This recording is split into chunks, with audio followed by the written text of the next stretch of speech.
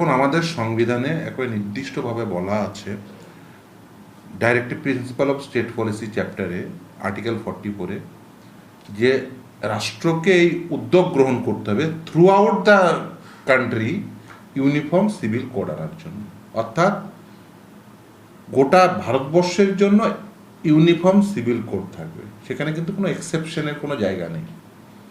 এবং সেটা কিন্তু ডাইরেক্টিভ প্রিন্সিপাল অফ স্টেট পলিসিতে বলা আছে, অর্থাৎ রাষ্ট্রের প্রতি নির্দেশাত্মক নীতি। এটা রাষ্ট্রের জন্য ম্যান্ডেটরি নয়, অ্যাজ ওয়েল অ্যাজ জনগণের জন্য ম্যান্ডেটরি নয়।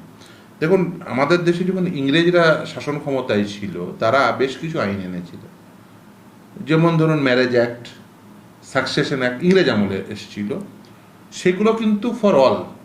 তো তারপরেও মুসলিমদের জন্য তারা নিজস্ব পার্সোনাল ল দ্বারা গভর্ন হতো, as well as Hindu personal law দ্বারা গভর্ন হতো। দুজন মুসলিম যেমন বিয়ে করার ক্ষেত্রে তারা যেমন ইন্ডিয়ান ম্যারেজ অ্যাক্ট দ্বারা গভর্ন, স্পেশাল ম্যারেজ অ্যাক্ট দ্বারা গভর্ন হতে পারে, অ্যাজ ওয়েল অ্যাজ তারা মনে করলে তাদের পার্সোনাল ল দ্বারা গভর্ন হতে পারে।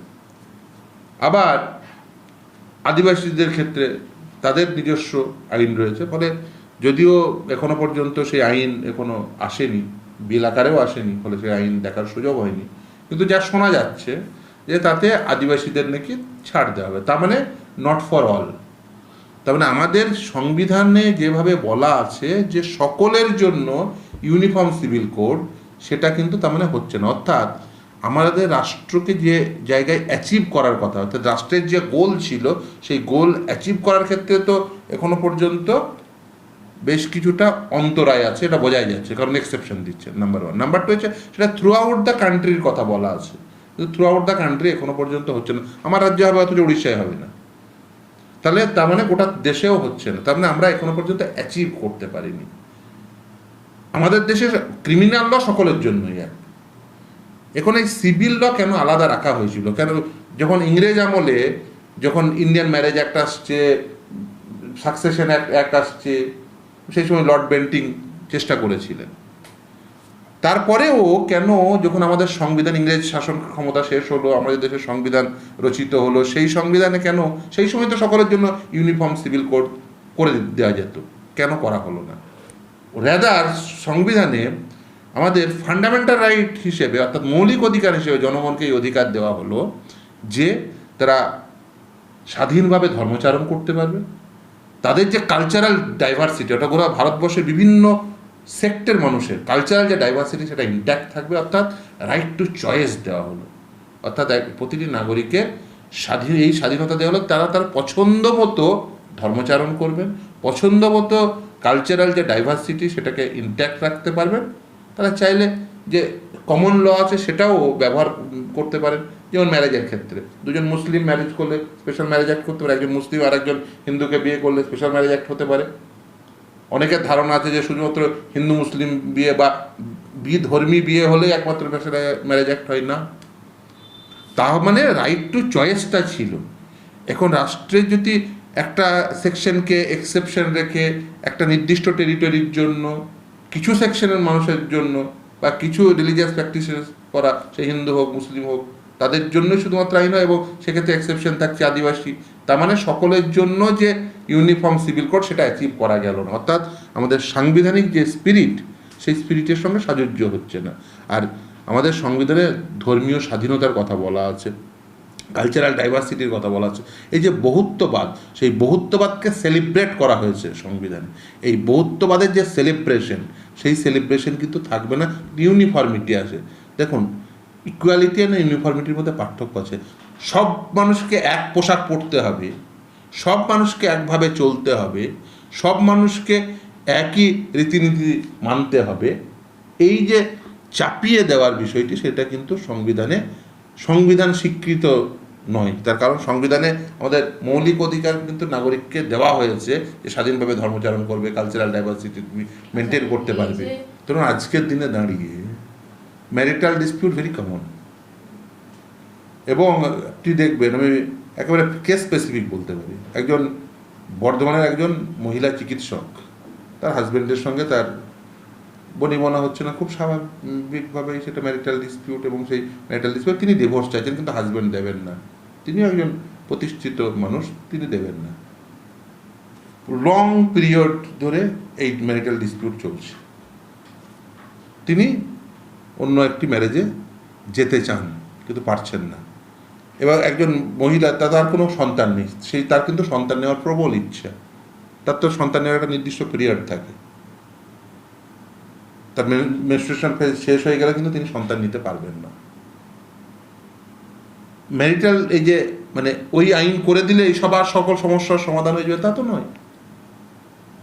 তিনি তো মানে কোট অ্যান্ড কোট মানে মডার্ন যে ল, সেই মডার্ন ল দ্বারা তার বিবাহ হয়েছে, কোর্ট সিস্টেমের মধ্যে তিনি আছেন, এই জুডিশিয়াল সিস্টেমের মধ্যে আছেন। আজ 8-10 বছর ধরে ম্যারিটাল ডিসপিউট নিয়ে তিনি একবার হাইকোর্ট, আবার হাইকোর্ট থেকে সিভিল, তিনি হাইকোর্ট থেকে এক্সপেডিশিয়াস হিয়ারিংয়ের অর্ডার নিয়ে যান, ওখানে জাজ নেই, আজ 8-10 বছর ধরে মামলা চলে আছে। তার মানে আইন হয়ে গেলেই যে সকলের সমস্যার সমাধান হয়ে যাবে না। এবার যদি কারোর ধরেন এই অপশন থাকে যে না, আমার অপশন আছে, আমি একাধিক বিয়ে করতে পারি, আমি সেই চয়েসে থাকবো, তাদের দুজনের তো কনসেন্টেড চয়েস, এটা তো নয় যে তার উপর জোর করে চাপিয়ে দিচ্ছে।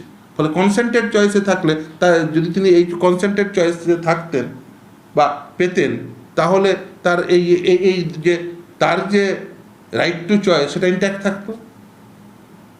কিন্তু তাকে কম্পালসারিলি তার উপর চাপিয়ে দেওয়া হয়েছে। ফলে তার জীবনের যে সমস্যা, প্রতিদিন এখন ম্যারিটাল ডিসপিউট তো মানে ভেরি কমন ডিসপিউট। এখন মানুষকে যাদের ধরনের মিউচুয়াল ডিভোর্স হচ্ছে তাদের কথা বাদ দিয়ে যেগুলো কন্টেস্টেড হচ্ছে, বছরের পর বছর ঝুলছে। তার মানে আপনি কোট আনকোট যে মডার্ন ল নিয়ে আসছেন, সেই মডার্ন ল এর মাধ্যমে যে সকলের যা তাদের যে ব্যথা দুঃখ যন্ত্রণা সেটা লাঘব হয়ে যাবে তা না। তার মানে কি দাঁড়ালো যে আইন dynamic, law is a dynamic subject, এর ডাইনামিসিজমের সঙ্গে থাকতে হবে, কিন্তু সেটাকে জোর করে চাপিয়ে দেওয়া সংবিধান স্বীকৃত না।